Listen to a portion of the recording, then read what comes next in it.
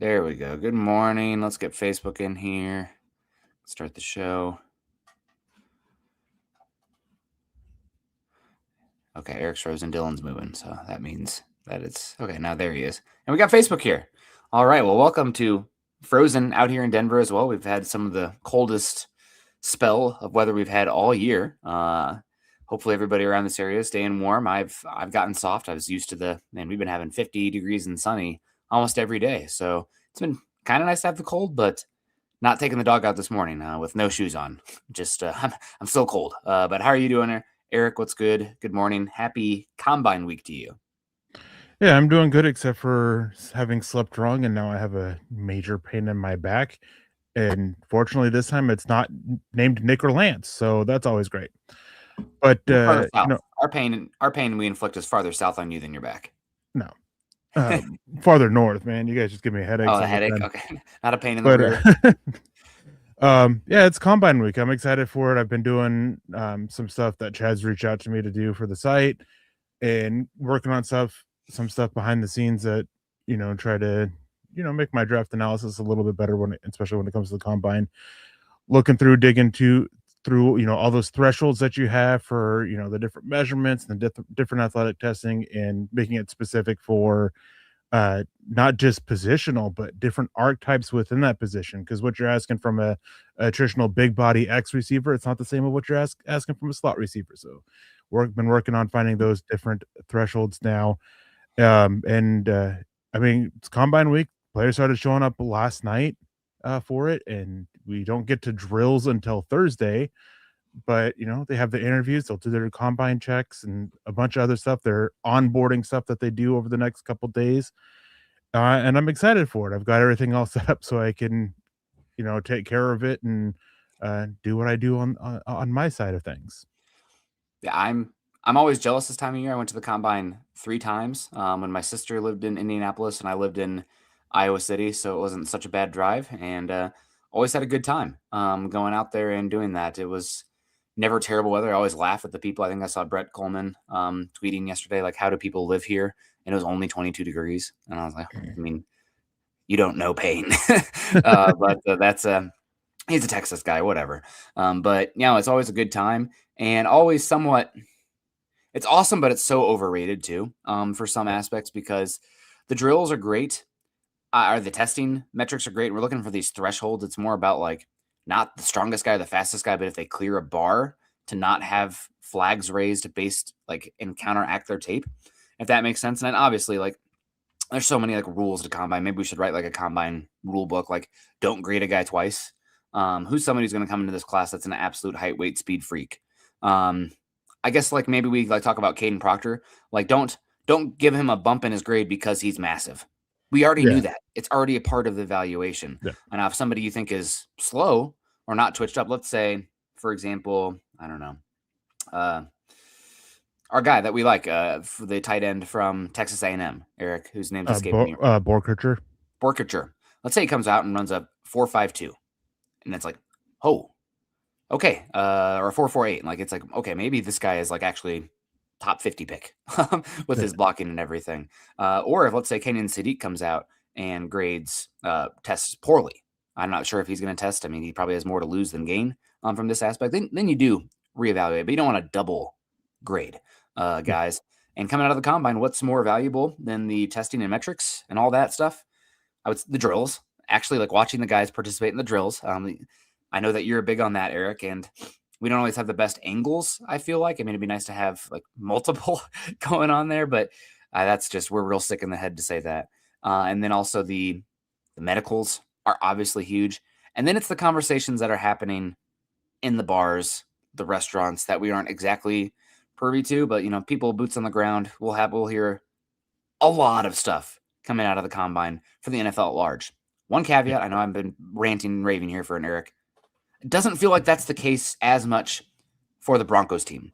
I feel like, if we would have, I'll be fully transparent. Like last year when Denver's free agency opened up and they immediately signed Hufanga and I think Greenlaw as well. Yeah. Those weren't names that I was like, oh, everybody knew that this was coming. Like I was like, we knew we were looking for safety and linebacker, but like the fact that those were like the, what do they call it? The legal tampering signings for the team. I was like, we knew the positions, but there was not like obvious smoke coming from like these are the guys they are targeting specifically. So NFL large, we'll get an idea of the landscape. I don't know if we'll exactly find out who the Broncos are targeting outside of the positions. We know that just looking at the roster doesn't take a genius to know like, oh, we need to sign a running back, a tight end, and a linebacker. And with the athletic testing specifically, kind of expanding on what you said with what you're looking for, you're looking for the outliers, but not necessarily in a good way, and not compared to everybody else. You're looking at the outliers from what you see on tape. So NFL teams, they have a miles per hour for every single player of what they're running, top speed in games. So they're just looking for the 40-yard time to not be super, much faster than that, what kind of relative to that time, and not much slower. They're looking for something that kind of matches with what they're seeing. And because, they can train for the 40-yard dash. A lot of players will drop weight for the 40-yard dash, which leads to some sluggish stuff throughout it. NFL teams, they keep an eye out for that because they don't want to see players drop their weight or raise their weight for the combine. They want to see them do this stuff at their play weight, basically. And so they're looking for the outliers with that. With the athletic testing, or the measurements are, that's a little bit more concrete. Like, you're still looking for, you can still find outliers for the measurements and stuff like that, but it's a little bit more concrete. They have these thresholds for a reason, and they do vary team to team. But the interviews, the medicals, and the on-field drill work, those are the three actual most important things for NFL teams. Even though the media and the NFL Network, they love to hype up the 40-yard dash and the athletic testing. Those are just checking the boxes of what they see on tape more than anything, and getting some answers to some of the stuff, like the more so the explosion stuff, the broad, vertical, and 10-yard split. That gives them a lot more information than the overall 40 and stuff like that. Three cone as well. There's still answers there, but it's not as big as they go with that. And then the information that comes out of the combine is also big. And you're right. Last year we weren't getting Talanoa Hufanga. We weren't getting Dre Greenlaw. What we were getting Cameron Bynum. We were getting the Philadelphia Eagles linebacker, whose name is escaping me at the moment. That was with Peyton in New Orleans. Oh man, we got names like that. And then what happened with them? Cameron Bynum signed almost immediately once the free agent period actually opened up, that he was signing with Indianapolis. Denver had a pivot. The linebacker re-signed with Philadelphia. Denver had a pivot. And from what's kind of come out, Greenlaw was like third or fourth option. They pivoted to the one Jets linebacker who ended up re-signing. They pivoted to another linebacker who ended up re-signing. So it's a little bit tough that you can get information for that coming out of the combine, but it's typically, even with Denver over the last couple of years, it's still been accurate. It's just other things have happened to where Denver has had to pivot off of it. And I think that the NFL has so much money now, like a majority of the teams, that free agency 10 years ago compared to now, it's not as luxurious, I guess. Like, the good players are retained, especially if they play value positions or they are second contract players. And there'll be, a handful of guys, but like 10 years ago, would I have expected, John Franklin Myers to be like the 7th to 12th best free agent on the entire crop? Personally, no. Eric he's like so annoyed by me with his freeze frame right now. Anytime I click out of StreamYard, it freezes up anymore. I got to get a new webcam. Oh man, it just killed me. That one was making me laugh. Zach Bond, thanks to the chat for getting that one to me. Let's say hello to some folks in the chat before we get into some of the specifics here. Maybe have some time for a mock draft. Do want to actually get out of here on time. I always love to say that. I'm such a Midwesterner. Oh, 10,000 hellos and new stories as we migrate towards the door to say goodbye. Dave Glassman, good to see you. David Youngkin, might be wrong, but not out of the Russ BS. Broncos have enough money to get the offense up to where the defense is. Not all the way up, but where the defense is. I mean, this is kind of just coming back to where I was talking about, David. You're not really able to buy your way out of things as much anymore because free agency, now there is always guys who are going to come and make a difference, but the top class is not as apparent. And I don't think it's never been the case, but it's even more so now. Fixing a team through free agency isn't the way to go. The way to go through free agency is to fill in your immediate obvious holes continue to, add guys who fit the culture if you can as well. And then it's draft, develop, retain. I mean, that is the lifeblood for team building.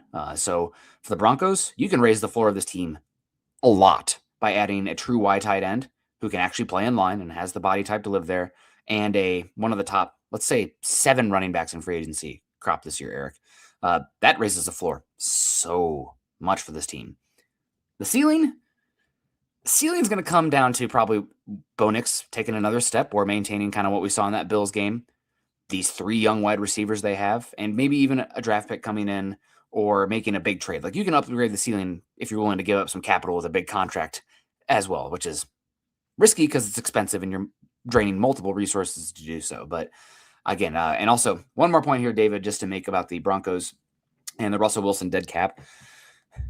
I know that it's a common talking point about Denver is going to be out of this dead cap with Russell Wilson, which, like, on paper they are. They've already spent a lot of that money with how they've set up the contracts with void years and stuff. No team had as much, I think, voided money, future money than the Broncos. It kind of allowed them to push that Russell Wilson dead cap out, so they gained immediate flexibility. But that, you're already like, the Russell Wilson dead money is gone, but you have that dead money that you set up in those contracts to negate that still there. So it's kind of a wash to some extent. I mean, there's ways that they can alleviate that future dead money on those void years through extensions, through, restructures and stuff like that. But eventually that money is going to have to come due. I mean, unless the player flat out says, oh yeah, we can do away with it. Like, it's got to come due. That's how it is with NFL contracts. All the money on the deal, it comes through. It comes due at some point, unless you're taking like a true pay cut where you are actually giving up that money, and not what a lot of people call pay cuts nowadays, where it's just converted into bonus money to that you can incentives that you could still earn. So, and not only that is Denver, I think they're like 17th or something like that, 12th or something. Somewhere in the teens, anyways, for total cap space available. A lot of that Russell Wilson dead cap hit that that's coming off the books, Denver's already used up by the extensions that they've signed in the last 18 months. A lot of that, it kicks in, and the big money starts to kick in this offseason. So a lot of that's gone. I mean, Denver still has a pretty penny to work with. 29.5, give or take, is still a decent amount to work with, especially with how we've seen them structure contracts over the past few years, getting, players for $30 million on an average per year basis to $40 million and only counting $3 to $4 million in that of salary cap space that first year. Like, that's some really good salary cap structuring, but it's going back to using those void years. So it all works in balance a little bit. And one thing I want to grab, since we're kind of on this topic, is from String Guy saying, good morning all. According to another podcast I watched, by doing some restructures, they could bump their cap space to 70 million. If so, why not keep John Frankenmeyers and get the free agents they need? Because eventually that money has to come due. All restructures do is that you're basically converting a base salary into a signing bonus and stretching that signing bonus over the remainder of the year. I mean, there's other forms of it. That's the most common one. Another one is what we kind of call a pay cut, where they're taking that money away, then just putting it into incentive based or options or things like that.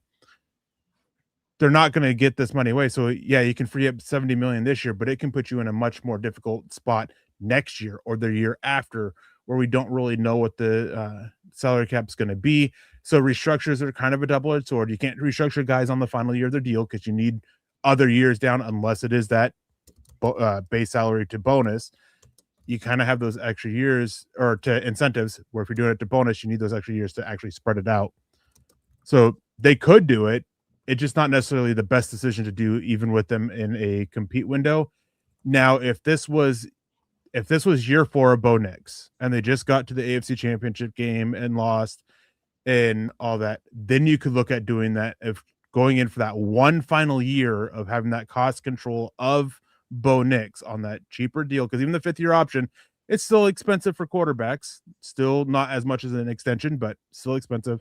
Then maybe you look at doing that and just kind of doing a soft rebuild when you get that extension for Bo Nix on the books, and as well as all that money that you've now pushed down the road.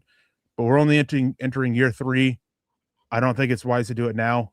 Let's see what happens this year, and then we can have this conversation of restructuring all these deals to make it up, so for that one big push in 2027. Yeah, and coming down the tracks, Broncos do obviously have some contracts that maybe we'll be talking about in July, Eric. It depends on what you think of Marvin Mims and Riley Moss, but then you also have Powers and Brandon Jones. Maybe some of those are brought to the forefront earlier if the Broncos make some cap decisions. Drain Greenlaw and Evan Ingram as well, two signings that I would say right now the Evan Ingram signing was a bust. Dre Greenlaw isn't the ROI you wanted exactly, but when he's on the field, he was fine. And so we'll see what they do with those contracts. But moving the money around, the benefit is they have a really wealthy ownership group and they have a cost-controlled quarterback right now. So I said it, I don't know, 2 weeks ago, Eric. Teams are in cycles. We've kind of seen it already with like Patrick Mahomes. How long has he been in the league now? 8 years. They've kind of had 3 different versions of this Chiefs team already around Patrick Mahomes. So you just got to be able to continuously sunset on some players, let them walk, let them get paid big elsewhere, draft and develop and reinvent yourself, both like from key points of emphasis with where the league is at and just what's available to you with where you're picking. So it comes down to a lot of coaching and personnel. The guys on the field are who win the game, but they're set up because of the guys making the decisions, coaching staff, and front office guys. Let's keep it going. We got Tony coming in here, says, do you guys go to the combine? I think maybe I hit this one or touched on it. I miss going to Indy, but not this year. I'm still relatively new to a job. Don't have PTO. And if, Chad was saying, hey, we'll put you up in the nice hotel and you'll eat at St. Elmo's every night. And, Sean Payton extends an invite. I'll be little spoon Sean. I don't care. But that's it's whatever. But not this year. Where I really need to go is the Senior Bowl. Nicer weather and actually a little bit more football. I feel like that's more scouting, where the combine is more the spectacle of it for the fans, as well as some of the information side for the reporters. It's not necessarily always the hardcore NFL draft stuff. Yeah, but it's still good, and we'll talk about it. Denver Luke, good morning. Good to see you. Appreciate you. It's talking about like Chris Bell, I believe here, talking about his combine team's going to get hands on him. They probably will. If they don't, it'll be at his facilities. Or the medical rechecks. Medical recheck as well. Thank you, Eric. So we'll find out more, and it might be to his benefit if he waits till closer to the draft to get that information still. Because the medical rechecks are early April. Yep. So that would be the next time. Because even when they go to pro days and stuff like that, they actually don't get that medical information. I mean, they can ask around, but they don't get to get hands on with them. It's only at the combine or the rechecks that they do. And maybe they won't. I mean, who knows? The agents, they have their own personal doctors, and they'll try to make the best decision for those players. Yeah. Man, it's really sad that Chris Bell got hurt. I would be really interested in a 6'2", 220-pound player who moves like that. I know he's not a great route runner necessarily, but like this team needs some yak so freaking bad. And maybe it kind of scares you too, Eric. I think you told me this prior, but there was an obvious bust that the Saints liked with Sean Payton, and then they went a different direction when he fired. I think they went Chris Olave instead of Treylon Burks, but Treylon Burks was maybe higher, and obviously Burks sucked. Other than that touchdown catch he had against the Broncos, which was like one of the best ones I've ever seen in my life. But as an actual receiver, not very good. But this team obviously needs yak. I mentioned on another show, Eric, there's stats for everything now, but a pretty good one just kind of indicates like I love the over expectation ones. Mm-hmm. And Denver's like yards after catch over expectation, I think was bottom 4 in the NFL this season. That sounds right. Yeah. Probably a little inflated because of how many screens they ran. So like you're expecting more yak with that. But still, let's just say no doubt bottom 10 in that category. And that's something with a Sean Payton offense and everything. You want to have a little bit more. And it's not an RJ Harvey problem. It's a tight end and wide receiver problem and a perimeter blocking problem. Good to see Steven. He says he'd love to get Breece Hall and Cade Otton in free agency and then Sadiq in the draft. Eric, you're going to be mad at me for this. I've come around a little bit on Cade just because I have seen some blocking. And I think I don't think he's going to be a dominant Y, but I think he can live in that role somewhat while offering a lot more in beating zone coverage and making a guy miss in the pass game as well. So if they went that way, because second contract, not like in Njoku or Goddard where quite obvious their best days are behind them. Maybe there's a little bit more. We get our hands on this guy. We can continue to develop him thoughts with Cade Otton. Not a dominant blocker, but I think I've seen enough where that paired with the receiving ability I mean, I'm interested.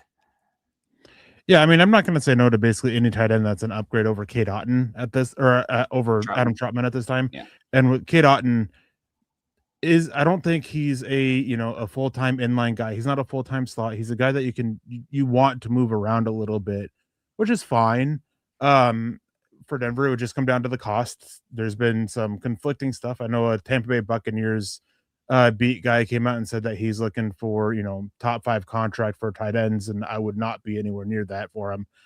Um, but if we're talking a little bit under that, all right, I guess I really honestly I just want a guy who can absolutely go in there in the running game and just be a mauler. And that's not him. I think he is best suited in the slot that can move in line a little bit with what they tried to do with Evan Ingram this last year, but Ingram just isn't the blocker that he needs to be for that kind of role. And is a little bit more of that. So I don't know. I just think that you kind of end up getting not necessarily the same player, but a little bit too much similarity there with Evan Ingram that you just basically make him completely pointless essentially to have on the roster because he is definitely on the back end of his career after what we saw last year. Maybe he steps it back up and getting into the offense, getting more trust with Bo Nix can help him out, but he just did not look as fast or as quick as he did prior. So maybe it is a thing of, all right, we're going to move on from Evan Ingram and then bring Cade Otton, in which case I'd be a lot more happy with the pick or with signing Otton than keeping both. And just based on, contracts out there, you have 19 million for Kittle, 19 million Trey McBride, 17 million for Travis Kelce, 16.5 for Hawkinson, a gap down to 13.6 for Njoku, 13 for Andrews, 12 for Ferguson, 12 for Komet, 12, Jonnu Smith, Pat Fryermuth, 12, Dalton Schultz. So I'm guessing Cade Otton's going to get somewhere like 15 would be my assumption. That might be a bit much for me. I'm probably looking like I'd be happy with 12 again is what we're talking about, but I think he's probably more valuable than Cole Kmet, maybe, but somewhere around there. Like he's like Dalton Schultz-esque kind of player, Yeah. where like he's not dominant at the point of attack, but like he can do it. And ideally for where the game is at and what I want, Eric, and I think you're the same way. I would love him paired with a no doubt inline ass kicker. I don't know if I can say that. Sorry, it already came out. I was about to censor kicker. Ass already came out, but I'd be fine. And these also says draft Sadiq. We have also Mika coming in here. Micah says, do we move up to get Sadiq? They might. Eric and I talked about it on Friday. I've been working the weekends, Eric, so all the days run together. So personally, like how far does 30 and the New Orleans Saints fourth get you?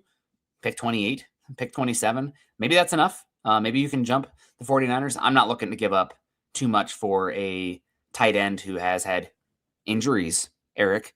Looks maxed out frame wise. I don't think he's a Y. He'll be a good F blocker, but I don't think you want him living at Y, matching up one-on-one ever with edges. I just don't think he can. I don't think he can do that very often for what I'm looking for. And I personally think he's going to go higher than 30 just because of where this class is at. It's a little too risky for me when I'm looking for multiple cost-controlled assets for the team and at a non-value position too. We just talked about the tight end contracts. You're not getting massive rookie ROI on that. Like at the end of the day, it's still about drafting good players. Don't get me wrong, but that's a piece of information where you're getting cost-controlled benefit versus second contract open market players. Defensive line, offensive tackle, wide receiver, obviously quarterback, cornerback. Massive benefit for that rookie slotted contract versus open market, second contract, third contract guys. So I'm not against it. We don't have to rehash this every week. I'm not against it, but it would need to be a very minor, not costly move up. Yeah, and I mean, with the topic with favorite prospects and what to watch for at the combine, we're not going to be able to, with what we need to see out of Sadiq, we're not really going to be able to see it. There's some blocking stuff in the drills that he can show a little bit, but from what I've gathered, it's the interviews that are where he's going to need to kill it to really impress himself and sell himself to teams. Because from what I've gathered, there's a lot more concerns about him in the NFL eye than there is the public eye. Doesn't mean he'll be there at 30. Doesn't mean Denver can get him without trading up. No, there's all it takes is one team to, be fine with it, be fine with whatever issue some of these teams may have or whatever it is. All it takes is one team. So that team could be, the 49ers as they're looking for a kid, start looking kind of hunting for a Kittle replacement as with the injuries that he's dealt with, especially, or, multiple other teams that could be that are said to be looking for tight ends this year. So it all comes down to where he falls. I've said this before. I wouldn't start considering it until 25. And I know at one point, I think it was last Friday, it might have been last Monday. You mentioned that first and that extra fourth that week that Denver has because of the Devon Bailey trade from the Saints.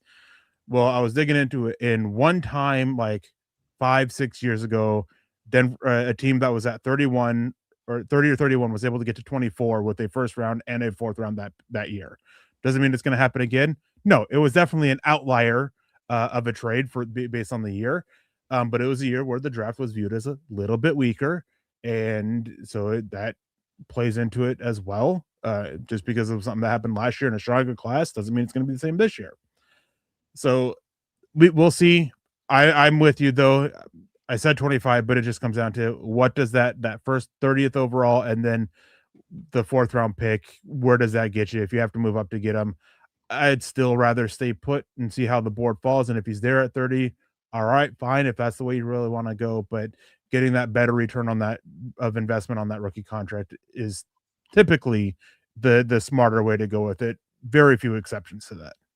Yeah, Keith's in the house. He asked about Patrick Mahomes making a restructure. That did happen. There is a Chiefs Patrick Mahomes restructure. I don't know the details, but they freed up a little bit money.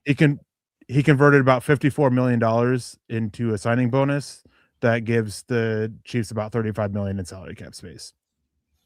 When you have a contract that big and a player who you know who's going to be there, and what they've done with it, that's going to continue to happen. It's annoying. There's like it's how the quarterback market works. Like if you have one of the top 3 guys, they're underpaid, like truly, and they're compared to what they bring ROI wise, top 3 or 4, I would argue they're underpaid. But then you get to that like top 12 to 6 contracts, and it's like, ugh, man, I don't think I would be paying that guy that money. But just where the market kind of goes with these guys. Coach Chris, good morning, guys. Is anyone feeling a bit empty with football over right now? Love the show, guys. Bring on free agency and draft.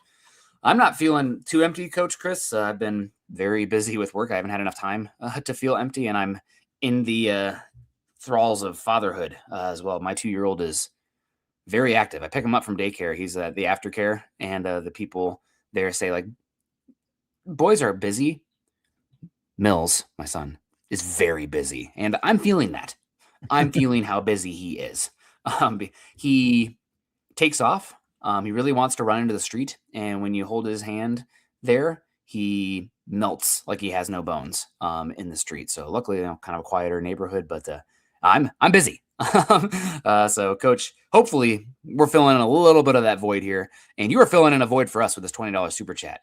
God bless you, man. Thank you so much for your support. Always coming in here. If you want me to say that I'm feeling a void for another $20 super chat, I will. I have no standards. So thank you so much. Hope you're doing well. And we appreciate you riding with us as always. Yeah. I mean, I'm not feeling empty at all with football being over because for me, it's not over. It's now really grinding out college tape. It's really grinding out stuff for the NFL draft. So that doesn't end for me until May. And then I definitely start to feel a void. Not just, personally with, going from 7-10 hour days a week at minimum to, just trying to figure out what to write about because I still have my my minimums that I've got to write about and the multiple shows, my quota. That's the word I was looking for. I still have all that to do, and it makes it a lot more difficult.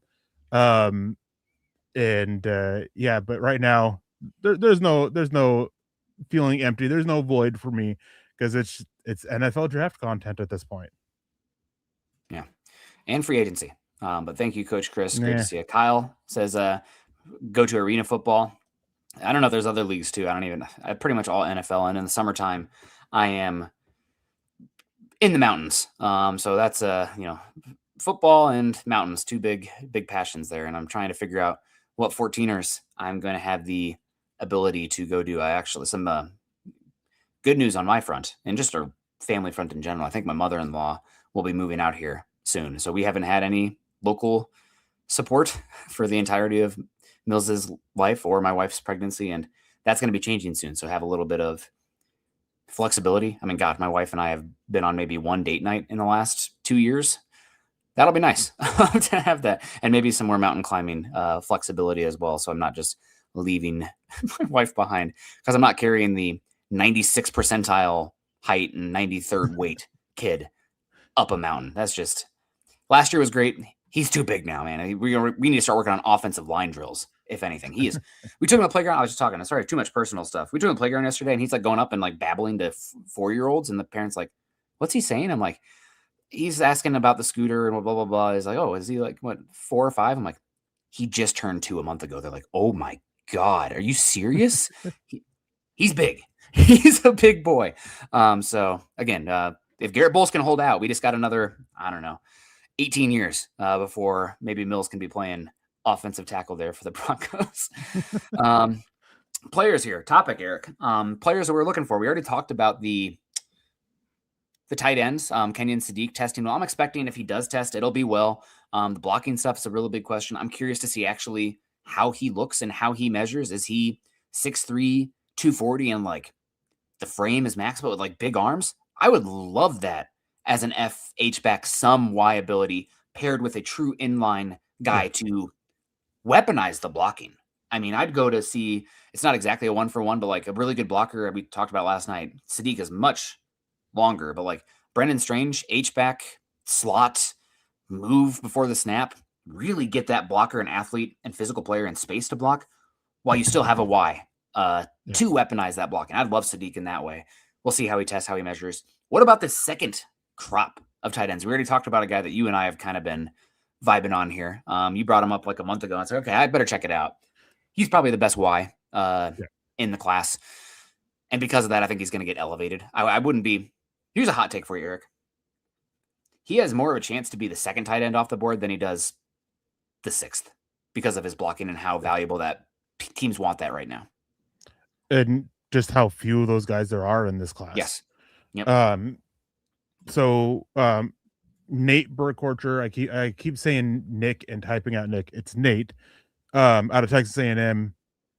The big thing for him that could keep him from being that, being drafted in the top 5 tight ends, maybe in that 6th or 7th or later tight end, is what does he do with the athletic testing and the receiving drill work. If he can go out there and he tests out well athletically, and they're not expecting him to test poorly by any means. The expectations are him to test out well. If he can go out there, test out well, and he goes out there and really shines out as a receiver and shows a little bit more than what he showed on tape, then I think he could almost put a lock on it that he'll be one of the first 3 tight ends drafted. Because right now, tight end 2, tight end 3, that's Eli Stowers and Max Clare out of Ohio State, Vanderbilt for Stowers. Both of them have some serious questions about their blocking ability. And they may not be the receiving caliber player that you want to make up for their lack of blocking, even being that big slot tight end, that guy that you have, that type of player that you've definitely railed against a little bit or a lot of bit over the past few months. They just may not be that caliber of receiver. So there is a big chance for him. Again, since I mentioned him, Stowers and Claire, they got to show a little bit more as blocker. The blocking drills that they do, those are going to be very critical for them, as well as their explosive tests. Stowers or Claire, one of them especially, has a lot of questions about how overly explosive they are off the line, which can be very limiting for a tight end that's supposed to be that big receiver mismatch type.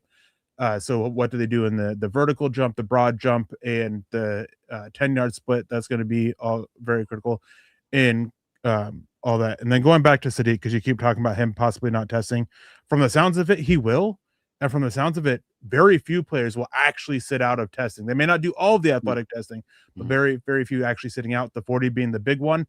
We got word today that Jeremiah Love and Arvell Reese are expected at this time to not only participate in online drills, but to at least do the 40-yard dash, which is pretty big news after last couple of years. Teams have kind of shied away from the athletic testing, just doing the online drill or doing the on-field drills.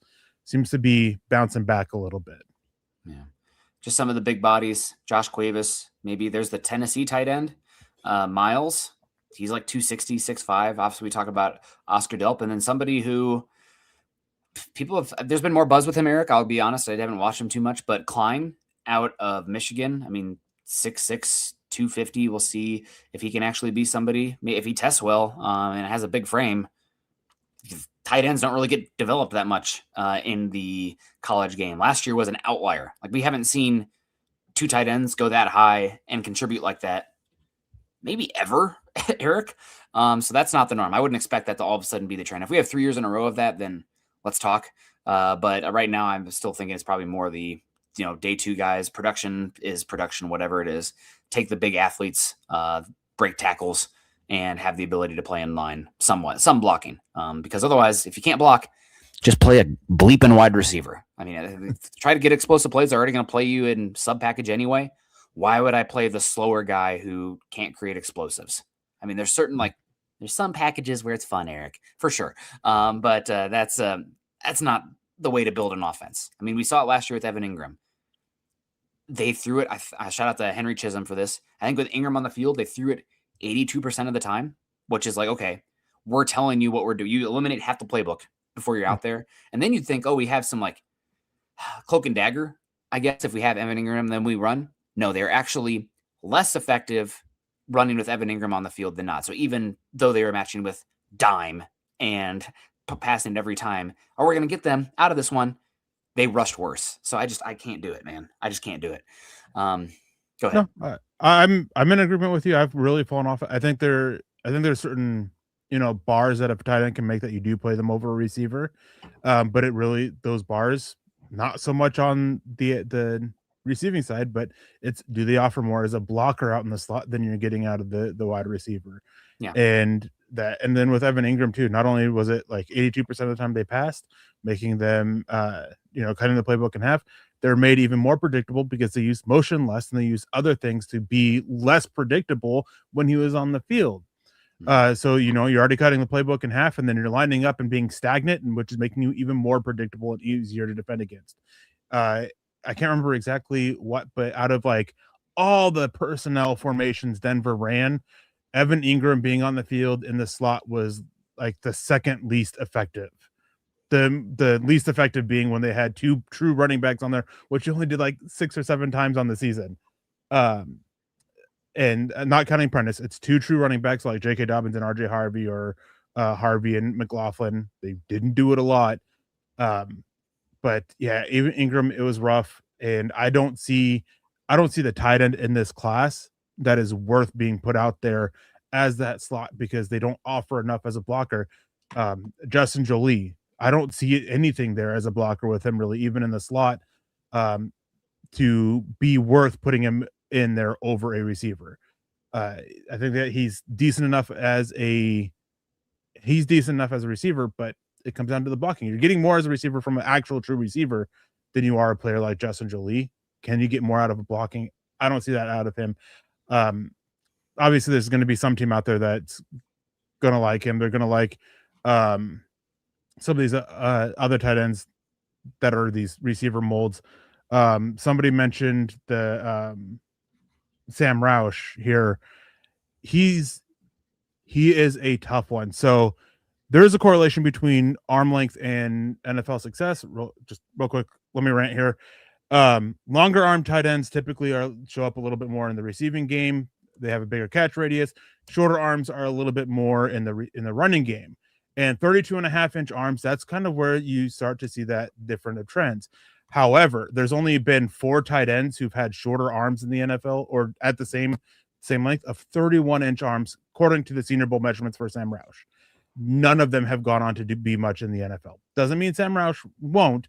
It is just a concern for the blocking ability that has there. You're typically looking at 31.5 to 32.5. That's that range for those blocking tight ends. And adding to that, short arms, limited catch radius, and he compounds that even more with drops. He drops a lot of passes. So his evaluation and projection is extremely difficult for that.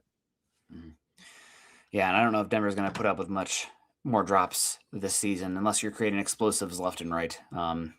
There has to be like a bar, there, the crazy hotline. You have to be on this side of the explosives to survive the drops. Wide receivers, Eric, we're going to see. I mean, are we going to find about Jordan Tyson's injuries? What is Mekhi Lemon measured as?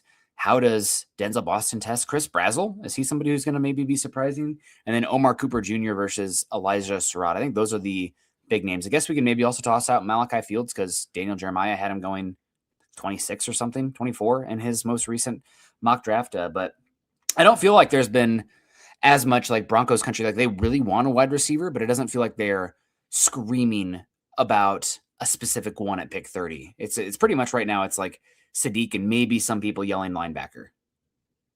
Yeah, I think most of the screaming for wide receiver is through free agency or through a trade. That seems to be where it's at. Denver needs to add a proven veteran at wide receiver, not going back to yet another young guy through the draft in, like they've done the last few years. I mean, Pat Bryant, Troy Franklin, Marvin Mims, just getting somebody who's kind of proven at the NFL level. But there are options for the Broncos. Obviously, this is actually a pretty good wide receiver class. Might be one of the better classes on the offensive side of the ball, if not the best on the offensive side of the ball. You got talent at the top. You got really good depth. I think it was Daniel Jeremiah or Dan Brugler who said that they have 19 wide receivers in their top 100, which is absolutely insane. Mm-hmm. And receivers, but the thing is, receivers are coming in the NFL in droves year after year after year.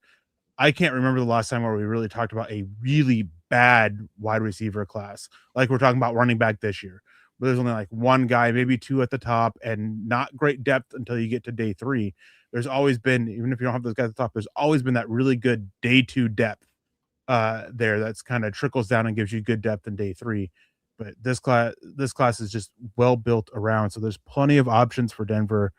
But and I'm just right now it's so hard to pinpoint which way they'll go in the draft, and I haven't tried to I say pinpoint, but it's not exactly pinpoint, but narrow down which directions they could go. Just because I think that the expectation is, and it's my expectation as well, is that they're going to get somebody before the draft. It'll either be through a trade or a free agent signing. I think that they make the move at wide receiver prior to the draft. Yeah, and Utah comes in here, says sleeper pick is Ted Hurst. Yeah, Ted Hurst would be great day 2, depending on what you want, but he's a big athlete, and like how he is able to flip his hips and be in control. Like he's very raw. Like he looks like somebody who's going to need a year in the system. But like if you're looking to invest in the position by 2028, he's got a chance to be pretty darn good. But like there's a development path there. He's a traits-based projection right now, but I'm definitely interested in him day 2.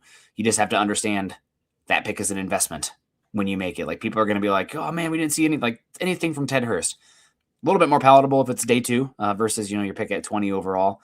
But he's definitely, again, that's a position of value. I've heard some people talk about the Broncos like, oh man, I really want a wide receiver, but I don't want one at 30. But then they'll talk about like interior defensive line. It's like, it's kind of the same thing. Like interior defensive line is more valuable, but like it's a really expensive position where you need waves of talent and you just need to continuously invest in. So like, is pick at 30 overall this year at wide receiver going to, completely change the complexion of the offense?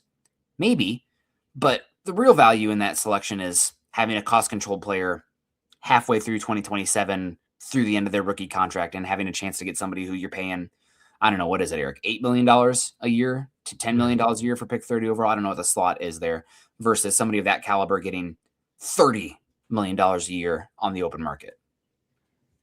Yeah, I'm not sure what it is. And I mean, it's something that the NFL team said they have to value all of that all together. So we'll see. It's just, again, wide receiver, it's tough. Just because really there's a lot of ways the Broncos can go. They don't have that. Well, they do have that one clear need of that yards after catch guy, but there's not a lot of options for that early in this class. I'm one of the guys that you mentioned earlier. We talked about Chris Bell. He's probably one of the best in it. But a lot of these guys that we're talking at 30, that's just not their style of game. So it's tough. Denver has to, they got to balance out the contracts. I don't think they would go receiver at 30 right now, anyways. And that's even if I exclude the fact that I think they go with it in free agency. Um, but they'll keep an eye out. I think that if they go get a receiver, it'll probably be day 2. That's probably where we're looking at. Either, sitting there at 62, maybe a slight move back, slight move up, or even jumping back in using those 2 4th-round picks, getting back in, similarly to what they did to get Savion Jones last year with a late 3rd-round pick to add a receiver. If they do draft one, but again, expectation is through free agency, through that veteran, just because I think that internally they also know they need somebody who can knowingly come in and contribute more now and add that extra explosiveness. Well, they can still continue to develop Pat Bryant and Troy Franklin and even Marvin Mims. Whereas another draft pick is yet another guy we got to spend a lot of time working on and develop and start coming along. And they just may not have enough of those practice reps for a receiver of that type to balance out with the 3 that they already have to develop. Yeah, no doubt. Rapid fire here, Eric. Running backs, probably round 3 through round 5. End of the day proposition. What are you looking for running back? And give me 2 names. What testing? I'm looking for somebody who's over 210, well built, and does well in the 10-yard split / the jumps. Yeah, I mean, running back, it depends on what type of back you're looking for. But the one thing that you're looking for, no matter what, explosives, 10-yard split, and those jumps. That's what that's it. You got to be explosive in the running back room, especially for those first 10 yards. That's why that 10-yard split is so important. Not so much looking for the flying 20, not so much looking for the first 20. They kind of have that guy in RJ Harvey who had like one of the fastest flying 20s at the combine last year. They're just looking for more of that power type guy, which is what they really need to just get a more consistent running game.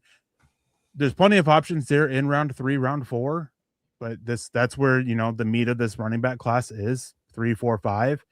A lot of guys there, a lot of guys to keep an eye on. Katron Allen, he's one that there's been some chatter about, not a big time power back, but has enough there with the vision and the patience that he brings to work between the tackles.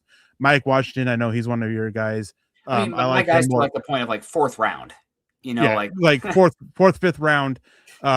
There you got to really dig into the fumbles for it, because the fumbles, hand size, that's a big thing. And I've heard that at the Senior Bowl, I think is what it was. His hand size wasn't great.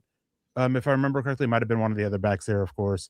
So that's a concern there. But there's a lot of backs you're looking for. But again, no matter what running back you're looking for Denver specifically, keep an eye on those explosive tests, the broad jump, vertical jump, 10-yard split. Not so much the fine 20, and of course, drill work. Offensive line, I'm looking for somebody who has the size to play tackle eventually, ideally, or somebody who can obviously play some guard. But I'm looking for some power. This team, I think, needs a bit more at the point of attack destructors. I love Wattenberg's ability to climb to the second level and, cut off half the defense in backside pursuit. Like, he's a good athlete, and we've seen it with pass protection and it's not Linderbaum level of, athleticism in the run game. But I think you need somebody that is 330 and built like, who's the block from Mario Party? Like, you have the race and it's the guy who's like the giant cinder block. Did you ever play Nintendo? I know what you're talking about. I don't. Okay, that's who I want my guard to come in and look like. And we're looking for a guard to maybe develop at some point. I know there's like some talk of Alex Palczewski, Nick Gargiulo. I know he was actually like the guy who seemed to be like tabbed as like that backup guard last season before he got hurt. We'll see what he looks like. I think it's last year of his contract, so that makes it harder. I hope he has 2 more years, because that would be good. 2 more years. He has 2? Yeah. Well, guess what, guys? With interior offensive line, we might be talking about Palcho and Gargiulo, and then you go into the draft being like, oh, maybe. But we might be a year off from that, because you have to go at cost control at some places at some point eventually. Yeah. But we're looking for that. And just really, Garrett Bowles is 34. I don't know. Did you see the discourse on him yesterday online? There was some of that, just how old he is already. And then McGlinchey's had injuries, and he's older as well. So tackle, who actually has the body type to live at tackle? Because it's very specific. We know what we want. And because of that, there's a premium on that. And some of the testing drills where there's enough there. This tackle class is intriguing. I've been saying it for 3 years now. I've been mocking tackles to Broncos with their first round pick. I'm going to be there again this season, probably. Tackle, interior pass rusher, or interior or wide receiver. Those are the positions I'll be hammering probably in most mocks. But that's what I'm looking for right now. I don't know. I don't think there'll be anybody that's probably going to be their pick 62 or 90, whatever, though, Eric, in this class, probably. Yeah, I mean, if you're looking at 62 or later in this tackle class specifically, you're definitely looking at a guy that you're going to be taking some risk on to try and get and develop and uh, bring along. Because tackle, that's not on the books for this year, which makes it fine. It's going to be more so next year when we start having the conversation of potentially moving on from Mike McGlinchey, who I think would be entering the final year of his deal. I think 2027 is that final year. And then being a free agent. And then Garrett Bowles after the 2027 season is when he can move on. So if he starts to decline, well, you got to look for a replacement there. But they're at 30. I mean, you're talking about Monroe Freeling and Max Ianakor this year. Out of it, both of them seem to be, Maybe Caden Proctor. Maybe Caden Proctor as well. There's a couple other guys that you can probably throw in there in that kind of group, but after that, it's kind of a steep drop off to like your Caleb Tiernans and Blake Millers. There's a drop off to those guys. They're more of that. All right, we'll get you. We'll try to develop you. We don't want you starting at all as a rookie or as a rookie in that first year. Interior offensive line, you mentioned it with Ben Powers. You can also get out of his deal. I think that looking at the free agent guards, like it's a lot of guys where there may not be enough of an upgrade over Ben Powers to justify the dead money of Ben Powers and the new big contract. Joel Bitonio is one guy who at this point of his career may be looking at a cheaper deal to try to compete. So, I mean, you can look at him, but I think the best avenue with guard is sticking by Ben Powers, not touching up on that deal, going into the draft. And if a guy is there, if that Penn State guard is there at 30, or the Oregon guard is there at 62, or Keelan Rutledge is there later on, maybe then you can look at one of those guards and then have a conversation as you get closer to the roster cut down of moving Ben Powers on at that point. But I think I think Denver would be best advised to stick with Ben Powers until that point, because there are some really capable guards in this class, but man, I don't see a lot of guys that really fit with what Denver's looking for or really needs from a guard to replace Ben Powers. Yeah, absolutely. Dylan says his internet's kind of freaking out. I think Eric's was too. So maybe it's StreamYard if it's both of you at once, because Eric's voice was starting to get a little robot there. We got Jermaine coming in. Let me know if it's mine too, chat, here, because we do want to wrap here soon. Io, good morning, fellas. Denver Luke asking for a quick mock. Fine. If you pay us $1.99, we'll do a quick one. Interior defensive line, I'm just excited to see how these guys kind of shape up. Eric, we're going to get hopefully a tier list. I'm curious to see how guys like Lee Hunter, Christian Miller, Messidor, who's kind of inside outside. I asked some people, like, do you think he could play 4I? I mean, if John Franklin Myers can, this guy is heavy, long, and wins through guys. I don't see why he couldn't, especially if you're pairing him with a little bit heavier on early downs. Maybe he falls to Denver and is an option there. Keldrick Faulk, kind of the opposite end of the spectrum, but interior defensive line, either the 1 technique, the 3 technique guys, or the 3 to 5 technique will be really interesting for this Broncos team. Linebacker, again, depth is value day 2. I'm expecting Denver to bring in a veteran, and they probably need to be looking. There's just so many picks where it's like, yeah, probably not a first round pick, but anywhere from round 2 to round 4 be good, but you don't have enough darts in that area. So I don't know. You got to let the talent hit at the end of the day. Denver could come out of this draft without that interior offensive lineman, without that interior defensive lineman, without that tight end, without that wide receiver, linebacker, safety that this team's roster could obviously use an investment at, which is both good and bad. It gives you flexibility. It's not like a need where you need it right now, but it's a position where hopefully something aligns and you can get that. Maybe at some point we'll ask the chat to rank those guys, Eric. But linebacker, really curious about some of the size thresholds. Again, I'm looking for explosiveness from that position, not necessarily as much as like pass rush, but like the jumps I think are very big for that position. Like how quickly can you get out of your stance and be violent?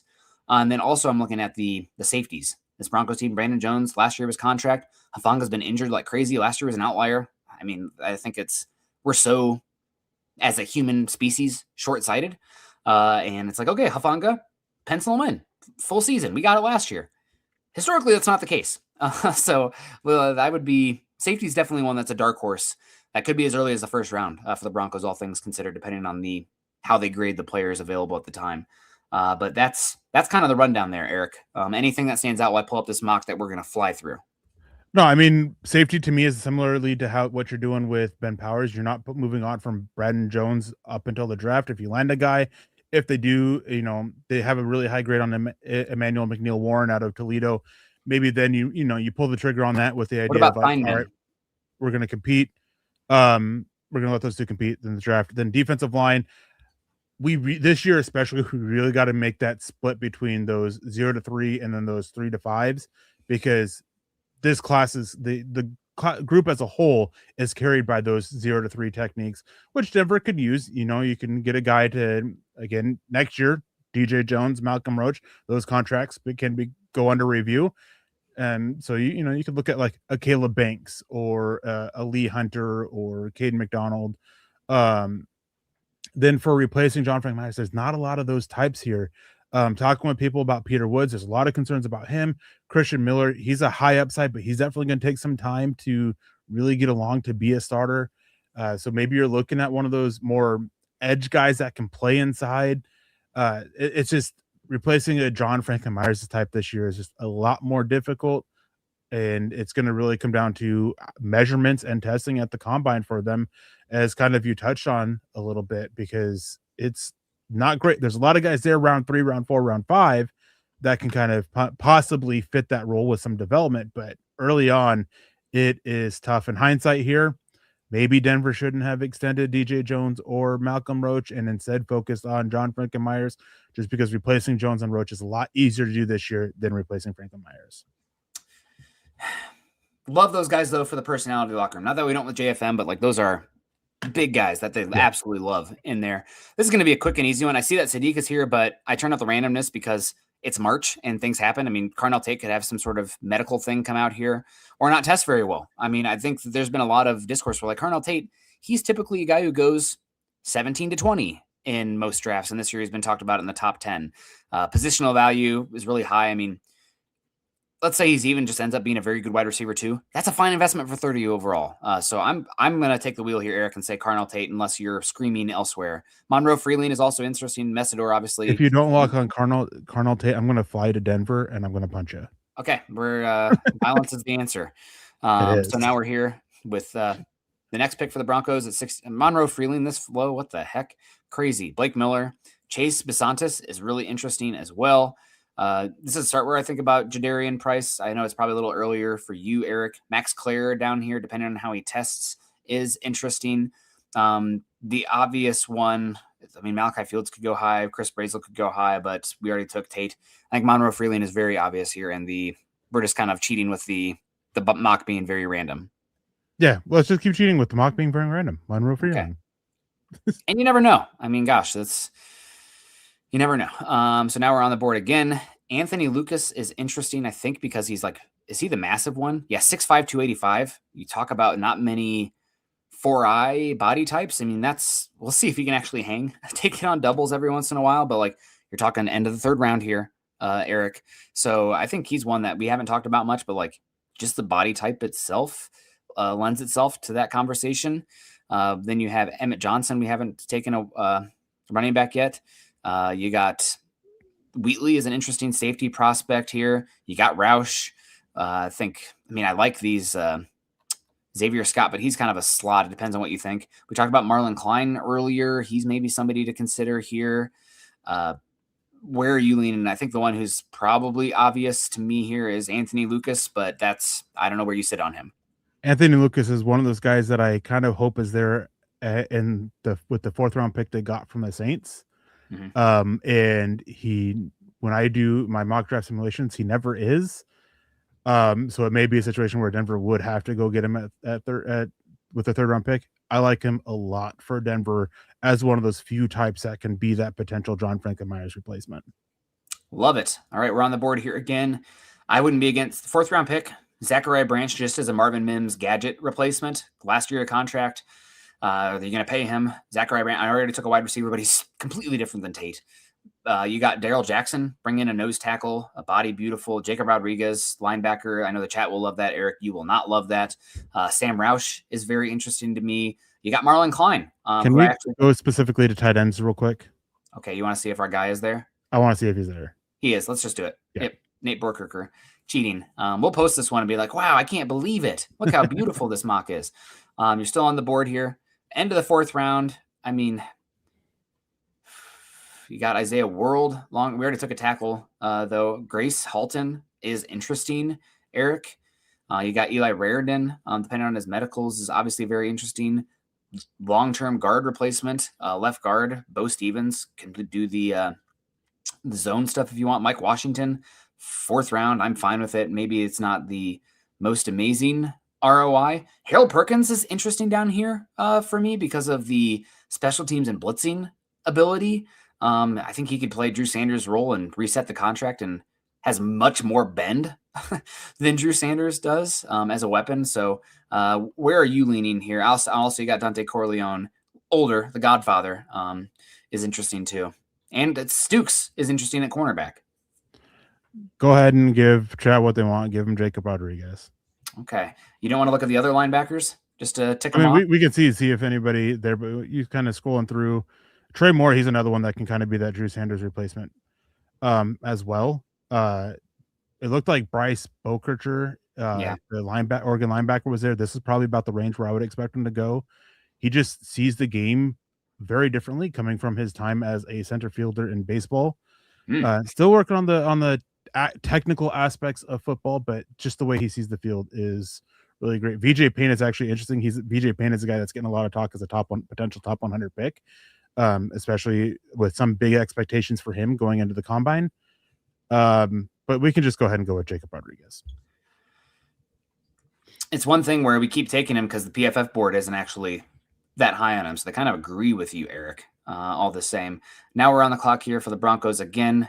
Mike Washington, 5th round, Eric. Is that out of the question? Caleb Proctor. Huh. Okay. I don't even know who that is. Tyron Montgomery at John Carroll. He was really interesting at the Senior Bowl as well as Ted Hurst. If we wanted to double up at wide receiver, we haven't taken one yet. Again, I'm fine with a number of these guys here for the Broncos. If you have anybody who stands out, go ahead and go with Mike Washington. At this point, I'm more than fine with it. 5th round, just to get a big body in there. You hopefully already paid somebody as well, and it really raises the floor of your room, I think, Eric, all the same. So we're flying by here. Big gap here between the Broncos, the 5th round, because they don't have a 6th rounder. So now here we are again. Would it be crazy to go Kaleon Black here as well? He is a different type of running back than Washington is. Okay, all right. Now we're here again. I'm going to make a real quick pick here with somebody that I think that... Can we cheat the draft again real quick? Yeah, who is it? Rayshawn Benny. I would be shocked at this point if he's not a top 100 pick. Wow. Okay, all right, we're doing it. And I'm going to go Luke Altmaier here for this last one, pairing him with Pat Bryant and lean. Oh man, Jelly really wants us to go Harold Perkins. Sorry, my thumb was on the draft here. Maybe one of these drafts here, Eric, we need to lean into Harold Perkins instead of Malcolm Rodriguez and talk about why that may make some sense for a weaponized defense that needs to figure out how to be a little bit more versatile with where their pass rush is coming from. Obviously, everybody's going to try to replicate Seattle and how they simulate pressures. The backbone of being able to do that is that you kick freaking ass on the defensive line and the back 7 can tackle like crazy. So if you don't have that, you can't do the fun stuff like that. But yeah, there's your mock draft. A+, C on Nate Burkerker. That's okay. A+, A. I mean, got an A+ on this one. So I'll save this one and put it out there. And then that way everybody can tell me how stupid it is because that'll never happen. I'll be like, I didn't control who was available. So God bless. We got Patrick coming here. We got to get out. But Patrick, God bless you. My mother-in-law and her friend were in town this week, and they saw the package of coffee, and they about died of how incredible that gift was. Michael Ronquillo also in here. Appreciate you guys. Shout out to Coach Chris and Denver Luke. We got that mock in. Went 10 minutes over. We always do. See, it's this Midwest BS. I just love you guys too much talking ball. Make sure you guys are following Eric and I on Twitter. Eric is at Eric Trickle. I'm at Nick Kendall MHH. We're also at Mile High Huddle, Facebook.com/Mile High Huddle, and Facebook.com/Mile High Huddle Pod.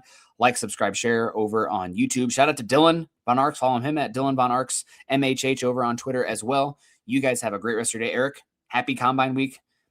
2 sentences, 1 sentence. What's going on? I don't know. I may be here on Friday. I may be dead at that point. I don't know. I mean, okay, I'm really Kyle tired. Shanahan. I am really tired, and this week is definitely a long slog of work. And I mentioned earlier, gotta do 7-10 hour days. That right now it's been closer to 13-14 hour days of getting stuff done because of it's my own fault how far I got behind in November and December. So trying to play catch up during Combine Week, it's not fun. God bless you. All right, well, we'll let you go. We're gonna let everybody go. Have a great rest of your day. I'll see you guys again tomorrow evening. Until then, happy Monday. Go Broncos.